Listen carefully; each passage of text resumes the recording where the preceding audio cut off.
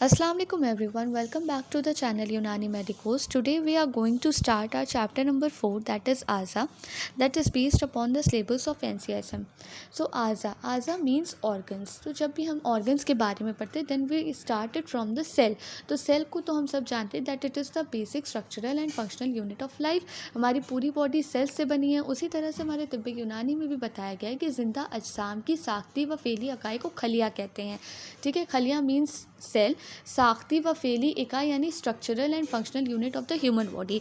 तो different cells मिलकर हमारे टिश्यू को फॉर्म करती हैं और डिफरेंट टिश्यू मिलकर हमारे ऑर्गन्स को फॉर्म करते हैं. तो ये तो हमने मॉडर्न साइंस में पढ़ा है, बट हमारे तिब्बे यूनानी में ये बताया गया कि जो भी आज़ा बने हैं वो दो तरीके के होते हैं और वो अलग अलग खलिया से ही मिलकर बने हुए हैं. ठीक है, तो अब देखते हैं कि हमारे आज़ा के अतिबाए कदीम ने क्या तारीफ़ पेश की. तो उन्होंने आज़ा के बारे में ये लिखा है कि जिसमें कि जो जामिद अज्जा होते हैं यानी जो सॉलिड पार्टिकल्स होते हैं उनसे मिलकर आज़ा बनते हैं और ये मुस्तहकम होते हैं यानी ये स्टेबल होते हैं, रिजिड होते हैं. ये खिलते कसीफ से बनते हैं यानी वो खिल्त जो डेंस होती है, जो अपनी डेंसिटी में ज़्यादा होती है, ये उनसे बनते हैं और ये ना पानी की तरह बह जाते हैं और ना ही हवा की तरह मुंतशिर हो जाते हैं. तो ये थी हमारी आज़ा की डेफिनेशन. अब इसके बाद आते हैं क्लासिफिकेशन पर. तो आज़ा को बेसिकली दो पार्ट्स में डिवाइड किया गया है. पहला है आज़ा मुफ़रदा और दूसरा होता है आज़ा मुरक्कबा.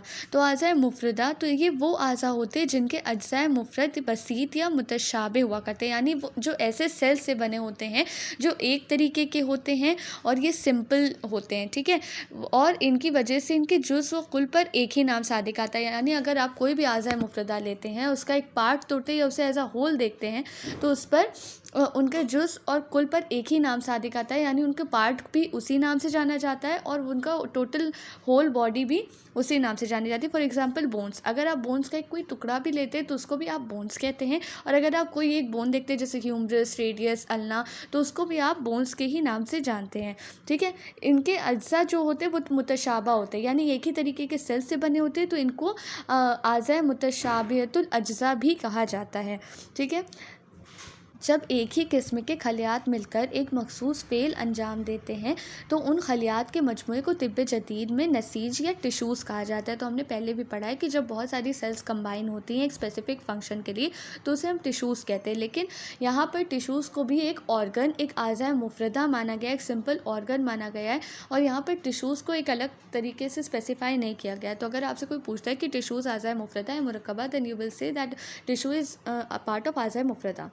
तो बकौल इब्न सीना, अब जो हमारे शेखुर रईस इब्न सीना थे उन्होंने आज़ा मुफ़रदा की 10 किस्म बताई. उन्होंने बताया कि आज़ा मुफ़रदा टोटल 10 होते हैं जिसमें उन्होंने अज़्म यानी बोन्स, गुस्रूफ यानी कार्टिलेजस, वत्र यानी टेंडेंस, रिबात यानी लिगामेंट्स, गिशा का मतलब होता है मेम्ब्रेन्स, अस्त का मतलब होता है नर्व्स, लहम होता है हमारे मसल्स या फिर प्रोटीन को भी कभी कभी हम लहम कहते हैं, शहम का मतलब होता है फैट्स, शरियान का मतलब होता है आर्टरीज और वरीद का मतलब होता है वेंस. तो ये इब्न सीना के हिसाब से आज़ा मुफ़रदा हैं जिनकी तादाद 10 है. इसके बाद दो हमारे अतिब्बा थे जो अबू सहल मसीही और अली इब्न अब्बास मजूसी थे. इन्होंने इन 10 आज़ा मुफ़रदा के साथ साथ 3 और आज़ा मुफ़रदा को शामिल किया था जिसे हम कहते हैं मुख यानी गूदा, ज़ुफ़्र यानी नाखून, नेल्स, शार यानी बाल या फिर हेयर्स. तो इन्होंने इन तीनों को भी आज़ा मुफ़रदा में शामिल किया था. लेकिन अबू सहल मसीही ने शरियान और वरीद इनको जो उरूक में शामिल कर दिया था, इनको एक अलग से टर्मिनोलॉजी दे दी थी, तो शरियान और वरीद की थी. तो उसके साथ साथ जब इन तीनों को उन्होंने शामिल किया तो अबू सहल मसीह के हिसाब से जो आज़ा मुफ़रदा की तादाद है वो 12 है और अली इब्न अब्बास मजूसी के हिसाब से 13 है और इब्न सीना के हिसाब से उनकी तादाद 10 है. तो ये वाइवा में पूछे जाने वाला एक फ्रीक्वेंट क्वेश्चन है जो आपसे ज़रूर पूछा जाता है. ठीक है, तो आपको ये पता होना चाहिए. अब बात आती है कि इसको डिस्कस करना है तो इसको मैं डिटेल में डिस्कस इसलिए नहीं करूँ कि बहुत बेसिक चीज़ें हैं, आपने नीट में पढ़ी होंगी. अगर एग्ज़ाम में आता है तो आप इसको इंग्लिश में भी लिख सकते हैं और अगर आप उर्दू में लिखना चाहें तो आप अपनी बुक से एक बार इसको पढ़ लेंगे तो आपको समझ आ जाएगा. इसमें कुछ भी ऐसे एक्सप्लेन करने वाली चीज़ नहीं है तो मैं इसको एक्सप्लेन नहीं कर रही हूँ. मैं आगे आपको आज़ा मुरक्कबा और उसकी क्लासिफिकेशन वगैरह को एक्सप्लेन करूँगी. अब इसके बाद आता है आज़ा मुरक्कबा. ये आज़ा मुख्तलिफ आज़ा मुफ़रदा से तरकीब पाते हैं और उनको आज़ा आलिया भी कहा जाता है. तो आज़ा मुरक्कबा क्या होता है? इन्हीं आज़ा मुफ़रदा से मिलकर जो आज़ा बनते हैं उनको आज़ा मुरक्कबा कहा जाता है और इनको आज़ा आलिया भी कहते हैं. जैसे आज़ा मुफ़रदा को आज़ा मुतशाबिहतुल अज्जा कहते हैं.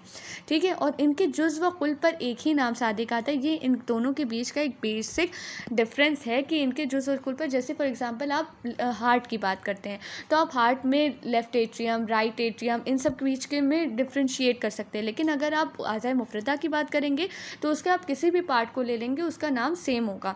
जैसे आप लिवर की बात करेंगे तो उसके लोब्स अलग अलग आप बता सकते हैं, उसमें पोर्टा हेपेटिस बता सकते हैं। तो ये किस में आएंगे? आज़ाए मुरक्कबा में। अब आज़ाए मुरक्कबा की क्लासिफिकेशन 5 एतबार से की गई है: बाएतबार तरकीब, बाएतबार रियासत, बाएतबार कुव्वा, बाएतबार खिदमत और बाएतबार तौलीद। तो इन पाँचों को हम नेक्स्ट वीडियो में डिस्कस करेंगे। Thank you for watching the video, and if you like this video please like, share and subscribe the channel and comment for more videos.